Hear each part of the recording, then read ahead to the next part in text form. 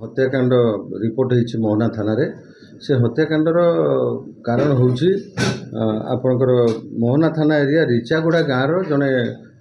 सुभाष मल्लिक बोली व्यक्ति तांकर स्त्री प्राय 15 दिन तले कौन से कारण देहांत होता से देहांत पर से गाँव गोपाल मल्लिक को संदेह करते जे ये कौन से गुणीगारेडी कर से कारण जितेबले से अनुमान कला जे एमाने मते टार्गेट करुँच मोर किसी क्षति करेंगे से ठीक ता परदिन निजर ससुर घर जोटा कि आम गंजाम जिला बॉर्डर रे बड़गढ़ थाना अधीनस्थ गंडी गाँव में तार ससुर घर सेठी से पलैला सेठू थिबा समय गाँव में धीरे धीरे लोक मैंने ता विरुद्ध रे मत प्रकाश करते जे तारी गुणीगारेडी कारण सुभाष मल्लिकर स्त्री मरीची एवं ताकू आउ गाँव में रखईदेवेनि ये भाया कथबार्ता सी जो खबर पाई से गाँव को आसी नथिला यही समय भितर तार जो छेली मेंढा गाई गोरु किछि थिले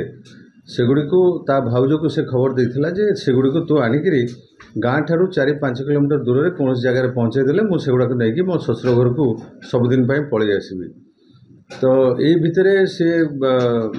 काली अपराह्न प्राय 4:30 समय जो मृतक गोपाल मल्लिक निजर शला सहित गोटे बाइक रे आसीथिला एवं बाइक रे आसी मालासपदर गाँ पाखे अटकी थिला सेटा को गाई गोरु नहीं तार भाउज जाइथिले किंतु इतिमध्य गाँव रे ग्रामवासी माने जो माने हत्याकांड भिजते से माने खबर पाईगले एवं सेठारु जाई गोपाल मल्लिक को से माने उठे नहीं आसते नहीं आसी गाँव कोठ घर रे रखी ताकू निर्यातना देइथिले एवं निर्यातना देबा परे ताकू से स्थानरू राति समय जो आमर हरभंगी डैम अच्छी अड़भा थाना एरिया रे सेटाकू ताकू नहींथिले एवं सेठी ताकू दौड़ी रे गोड़ हाथ बांधी थिले ताकू पत्थर द्वारा मुंड कान ए सब जगार आघात देइथिले तांकर गुप्तांग को मध्य काटी देइथिले या परे गोटे पत्थर बांधी से हरभंगी डैम भितर से माने से गोपाल मल्लिकर मृतदेह को फिंगी देइथिले राति रे ए बाबद खबर पाई आमर पुलिस रो 2टी टीम विभिन्न आड़े चढ़ाऊ करथिला एवं सेथिरे संपुक्त थिबा 14 जन लोकन को गिरफ्त करा जायछि सेथिरे व्यवहार से माने करथिबा पत्थर एवं अन्यान्य सामग्री दौड़ी इत्यादि जबत करा जायछि ता व्यतीत से माने तांकर फेरार हवा पाई जो 3टी ऑटो रिक्शा व्यवहार करथिले सेथिरे पळै जाउथवा समय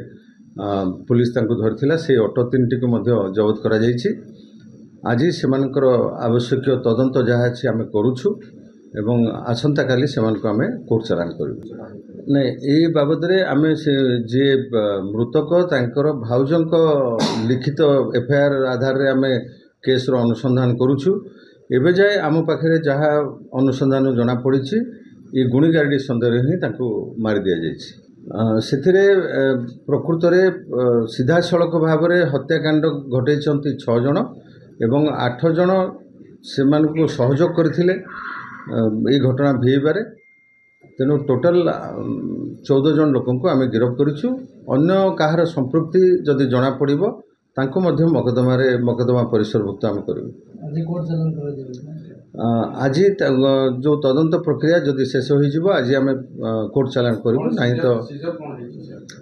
आम सीजर करूँ से जो पत्थर व्यवहार होता जो थे गुप्तांग को काटी थिले धारुआ अस्त्र रे ताकू जबत करा जायछि दौड़ी रे तांको बांधी थिले से दौड़ी एवं जो पत्थर रे छेची थिले तांकर